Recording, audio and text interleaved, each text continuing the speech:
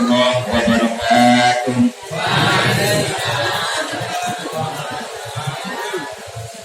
Bismillah walhamdulillah wassalatu wassalamu ala rasulillah Sayyidina Muhammad ibn Abdullah wa ala alihi wa sahbihi wa mawala.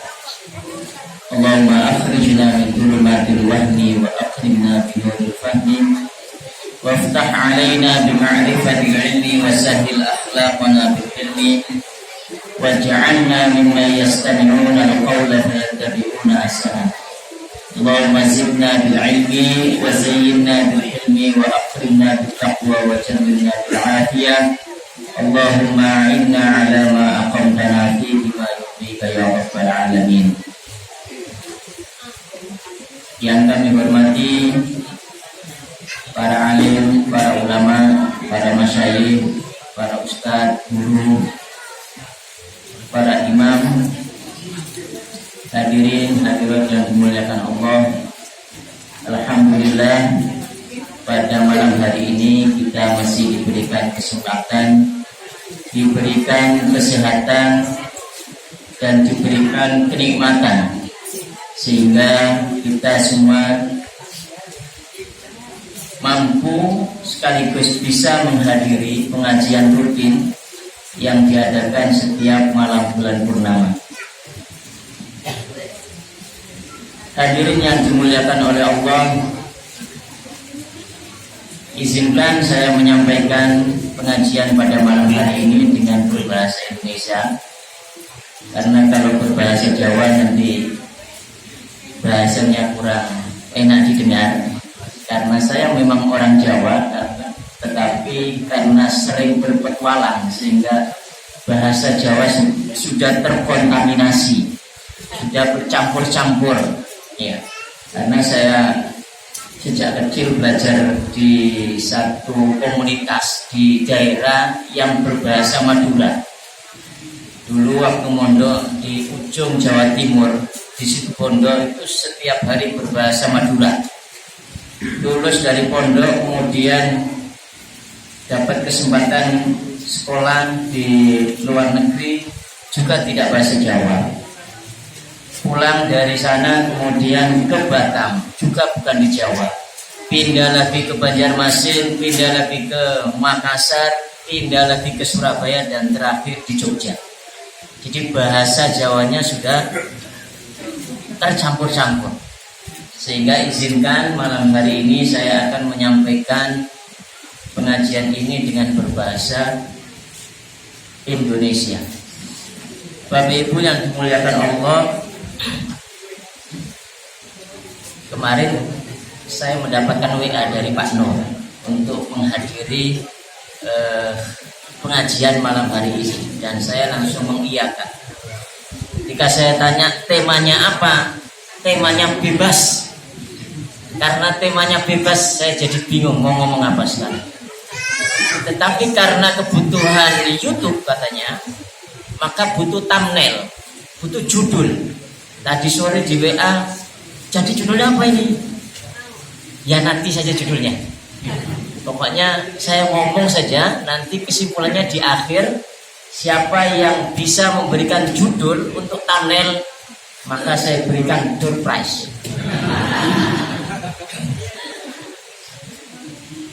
Hadirin yang dimuliakan oleh Allah, alhamdulillah kita saat ini sudah masuk di bulan ke-11, bulan Dzulqa'dah, bulan ke-11 Hijriah.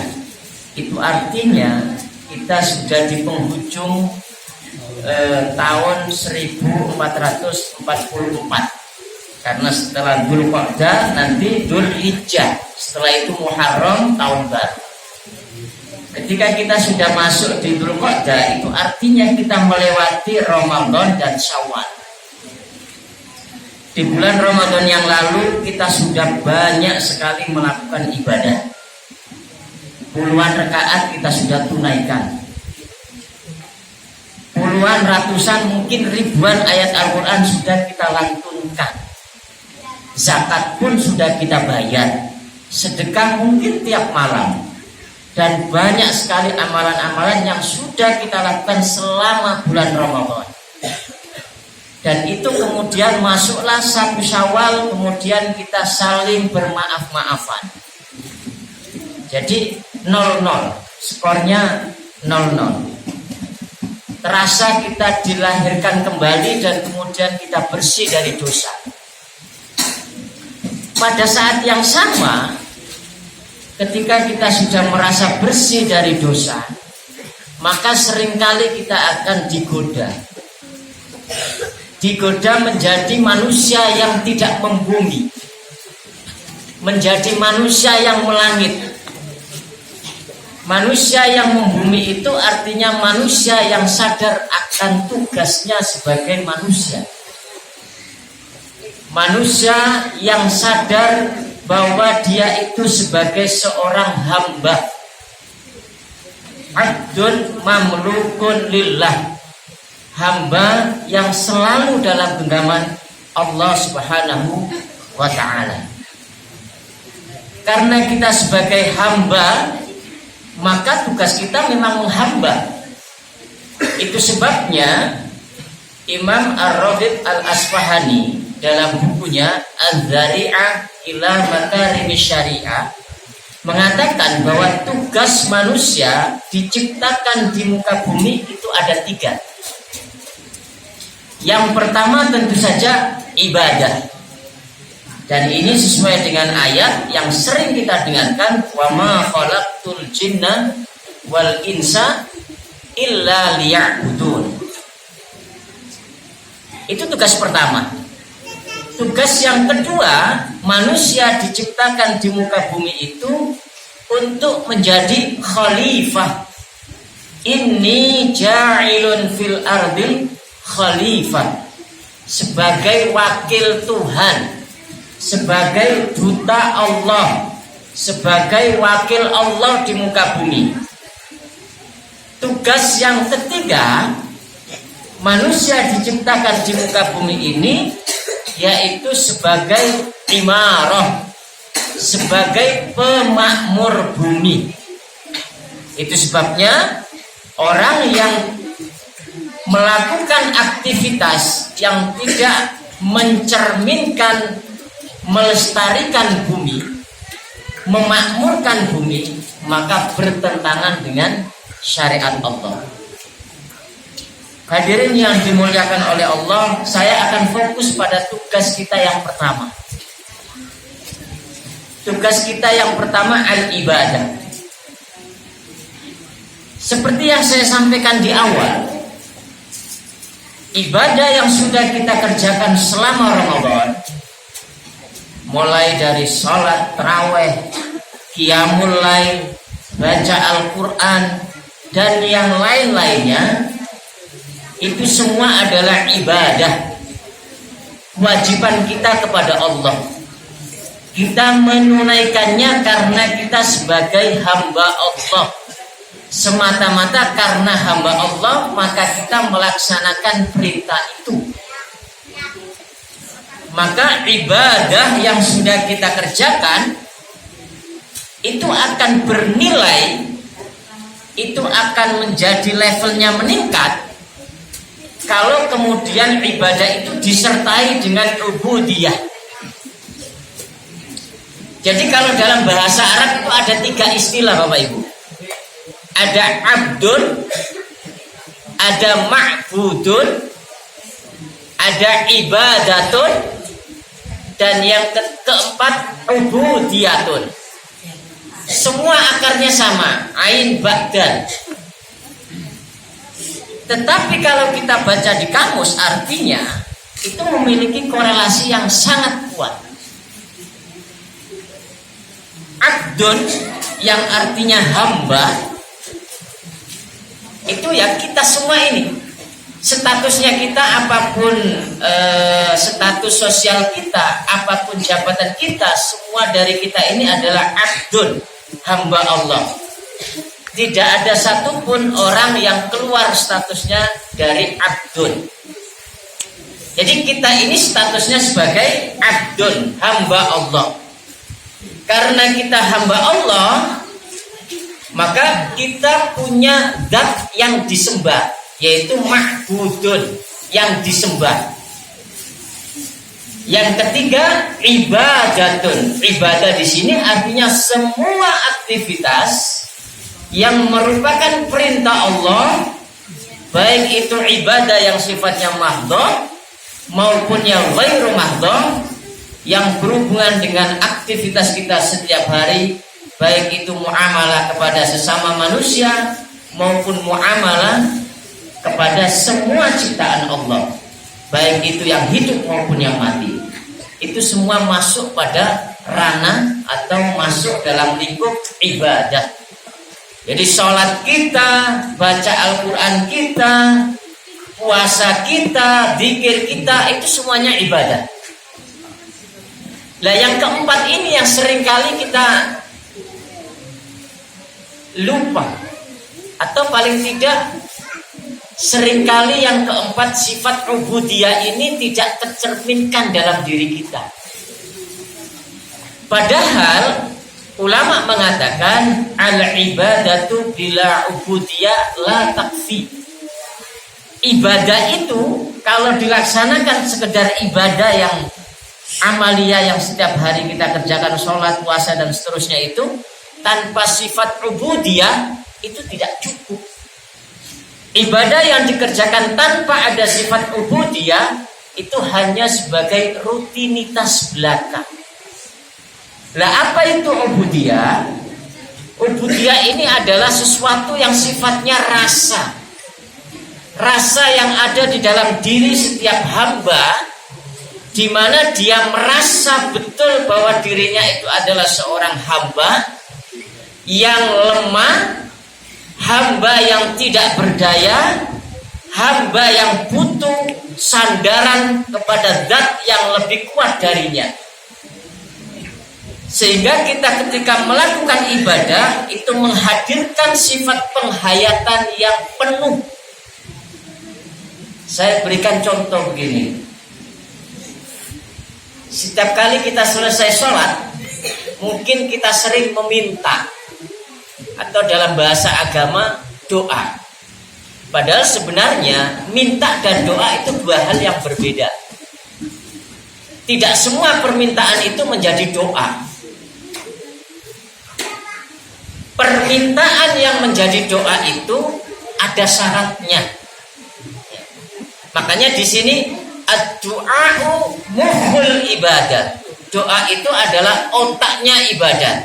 Maka ketika kita berdoa, itu secara otomatis kita menjalankan perintah Allah, kita melakukan ibadah. Tetapi seringkali kita beribadah tapi tanpa ubudiyah.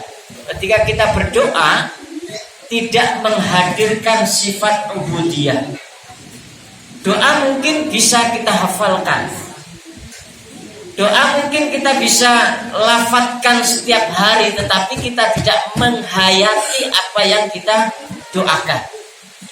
Sehingga Imam An-Nawawi dalam kitabnya Al-Adhkar itu mengatakan syarat doa itu ada 10.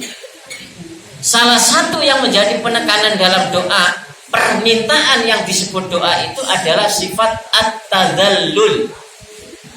Apa itu at-tadallul? Tadallul itu bahasa Jawanya apa kira-kira?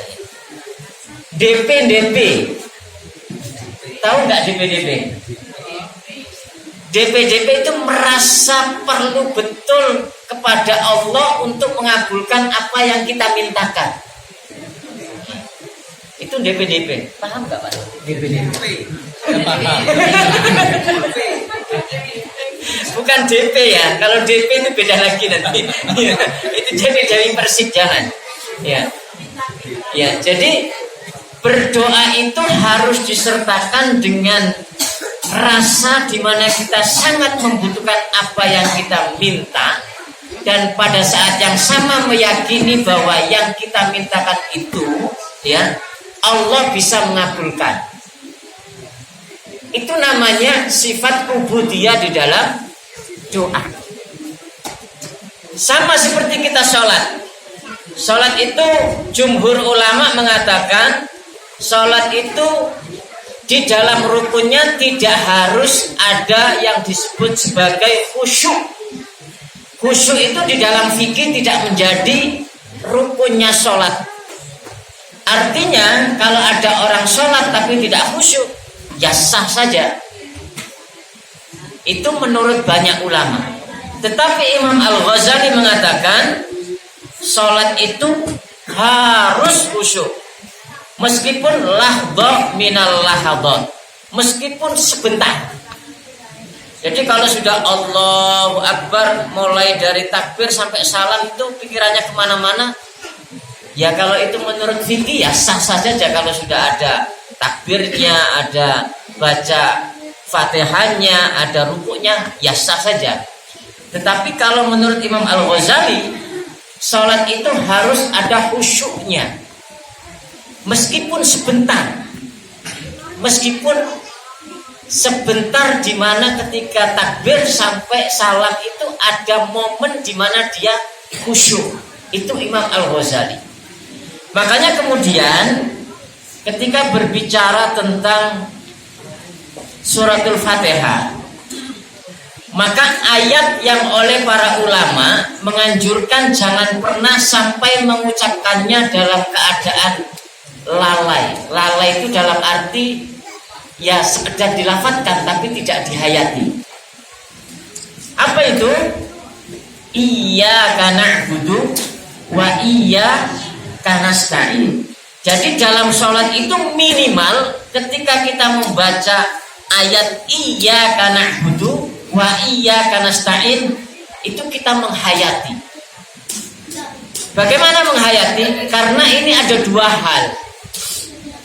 Yang pertama, frase yang pertama, iyyaka na'budu, itu menunjukkan janji setia kita kepada Tuhan, kepada Allah Subhanahu wa taala. Iyyaka, hanya kepadamu, na'budu, kami menyembah. Na'budu, kami beribadah. Hanya kepadamu. Itu adalah bentuk apa? Pengakuan, bentuk janji setia kita kepada Allah.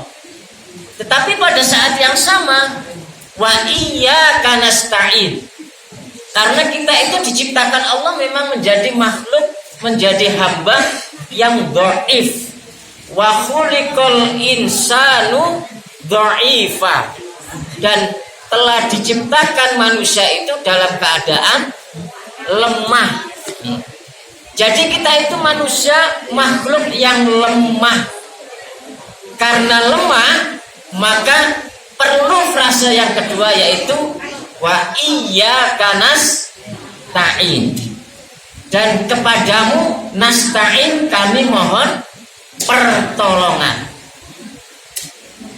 Jadi sholat kita, ibadah kita, semua yang sudah kita lakukan ini tidak akan pernah bisa terwujud, tidak akan pernah bisa terjadi kecuali nasta'in, kecuali pertolongan dari Allah. Orang yang mendapatkan pertolongan dari Allah inilah yang disebut sebagai orang yang mendapatkan taufik, mendapatkan petunjuk dari Allah. Dan orang yang mendapatkan pertolongan, maka dia selalu diberikan jalan kebahagiaan. Bapak Ibu yang dimuliakan oleh Allah, dengan membaca iyyaka na'budu wa iyyaka nasta'in di dalam sholat, itu dua hal, janji kita kepada Allah dan sekaligus permohonan untuk selalu mendapatkan taufik dari Allah. Kalau menjalankan sholat, minimal dengan mengucapkan itu dengan penghayatan, menghadirkan bahwa kita melafatkannya atau mengucapkannya dengan penghayatan, itu sudah bagian dari upaya konsentrasi kita atau penghayatan kita di dalam sholat. Maka kalau kita di dalam sholat itu banyak sekali doa-doa yang kalau kita baca dan paham artinya itu luar biasa. Kita bisa menikmati betul. Makanya belakangan itu ada banyak training sholat khusyuk. Training sholat khusyuk, siapa yang terkenal itu? Ustadz Abu Sangkan. Ya. Menikmati sholat dengan penuh penghayatan. Ya. Dan inilah yang dicontohkan para sahabat dulu. Hadirin yang dimuliakan oleh Allah, dan itulah ibadah. Jadi ibadah yang di dalamnya ada ubudiyah, di dalamnya ada rasa di mana dia menghayati dalam ibadahnya, maka dia akan mendapatkan kenikmatan dalam ibadah. Dan itu yang mesti kita dapatkan. Kalau tidak, maka setiap hari kita sholat, ya sholat-sholat saja. Bahwa kewajiban kita sudah gugur, ya betul. Tetapi apakah kita menikmati setiap ibadah yang sudah kita lakukan? Disitulah tujuan kita untuk terus meningkatkan kualitas keimanan kita. Makanya iman kita itu kan yazid wa yanqus. Kadang naik, kadang juga turun. Kalau temannya lagi turun, bisa kita terpengaruh. Ya. Makanya kalau kita sudah masuk di bulan Ramadan itu, ya, suasananya itu kan mendukung kita untuk beribadah dengan totalitas. Ya. Dengan totalitas. Malam 10 terakhir Ramadan itu luar biasa, menghidupkan malam-malam Ramadan dengan qiyamul lail. Saya ingat betul Bapak Ibu sekalian. Dulu pengalaman saya waktu Ramadan di Yaman. Saya dulu waktu S1 di Yaman itu cukup lama. Jadi kami kuliah di satu distrik, satu desa yang sangat deso, sangat kampung sekali. Tetapi dalam aktivitas ibadahnya itu luar biasa. Jadi di sana itu ketika menghidupkan malam-malam Ramadan itu, setiap masjid dibuat jadwal sholat tarawihnya itu berbeda-beda. Jadi sholat tarawih itu dimulai jam 8 sampai jam setengah 4 pagi itu ada. Jadi orang yang betul-betul mau menghidupkan Ramadan itu bisa 4-5 kali tarawih. Kenapa mereka seperti itu? Karena mereka mengikuti mazhab Syafi'i. Di dalam Syafi'i itu ada satu qaul yang mengatakan sholat sunnah yang sunnah dikerjakan dengan jamaah itu boleh dikerjakan berulang kali, termasuk sholat tarawih. Makanya di sana itu para masyarakat dan para mahasiswa, para ulama khususnya, itu tarawih itu mulai jam 8. Jam 8 tet dimulai di Masjid A. Nanti sampai jam 9. Jam 9 pindah ke masjid yang lain. Terus begitu. Makanya yang kuat bisa sholat tarawih sampai 4-5 kali sholat tarawih. Dan itu yang terjadi. Mereka setiap hari memanfaatkan malam-malam Ramadan. Karena memang tradisinya seperti itu. Di kita kan tidak. Ya, berbeda. Mungkin di akhir bulan Ramadan mungkin ada sekarang itu gerakan qiyamul lail di 10 terakhir Ramadan. Dan itu yang sering-sering dilakukan di masjid-masjid. Saya tidak tahu di sini apa ada seperti itu atau tidak. Ada. Masya Allah, luar biasa. Ya, luar biasa. Itu membuat iman kita naik. Ya. Karena ada temannya. Ya. Tetapi Bapak Ibu sekalian, qiyamul lail itu pada hakikatnya adalah satu ibadah yang sangat privat. Qiyamul lail itu adalah ibadah yang privasinya itu adalah membangun jaringan antara kita dengan Tuhan. Sehingga kalau untuk membangkitkan motivasi itu harus ke masjid, ya monggo saja. Itu baik sekali. Karena itu untuk memotivasi. Tetapi hukum asalnya sholat qiyamul lail itu mestinya bukan di masjid. Mestinya di rumah masing-masing, dan itu menjadi satu rahasia dia dengan Tuhannya. Jangan kemudian setelah itu tahun depan nggak ada kegiatan itu, bukan itu maksud saya. Iya, bukan itu maksud saya. Jadi ketika kita sudah terbiasa untuk bisa melaksanakan qiyamul lail, yang itu adalah membangun jaringan antara kita sebagai hamba Allah dengan Allah, maka itulah yang seharusnya kita kerjakan. Karena kita sudah imannya stabil, tidak melihat orang lain. Ya. Tapi kalau masih imannya masih labil, melihat orang lain qiyamul lail, ikutan lah. Kalau masih seperti itu, ya monggo saja qiyamul lail di masjid, itu bisa memotivasi. Tapi kalau kita sudah punya komitmen tersendiri, janji kita sendiri kepada Allah untuk selalu menunaikan ibadah qiyamul lail, tidak hanya di bulan Ramadan, tetapi di bulan-bulan berikutnya, termasuk bulan-bulan sekarang ini, ya, maka itu menjadi komitmen kita, menjadi kebiasaan kita yang harus kita tunaikan karena itu janji kita. Itu sebabnya Bapak Ibu yang dimuliakan oleh Allah, ibadah yang paling besar fadilahnya itu adalah qiyamul lail. Kenapa? Karena itu adalah rahasia seorang hamba dengan Allah Subhanahu wa ta'ala. Orang yang seperti ini Bapak Ibu sekalian, maka kata Al-Quran, mereka akan mendapatkan maqamam mahmudah. Mereka akan mendapatkan satu kedudukan, satu posisi di mata Allah yang sangat mulia. Lah pertanyaannya, kalau kemarin di bulan Ramadan kita gemar tahajud, kita gemar qiyamul lail, di bulan Syawal dan Dzulqa'dah masih terus atau sudah berhenti Bapak Ibu? Terus, masih semangat. Alhamdulillah. Semoga kita istiqomah. Karena paling tidak sholat yang tidak bisa kita tinggalkan itu adalah sholat witir. Kalau sholat tarawih itu biasa di bulan Ramadan, tetapi witir tidak. Witir itu di bulan Ramadan dan di luar Ramadan. Jumhur ulama mengatakan bahwa sholat witir itu adalah sunnah muakkadah. Tetapi kalau pendapatnya dalam mazhab Abu Hanifah, sholat witir itu hukumnya wajib. Wajib itu dalam mazhab Abu Hanifah berbeda dengan fardu. Kalau fardu itu sholat yang lima waktu itu namanya fardu. Tapi kalau sholat wajib itu salah satunya adalah sholat witir. Maka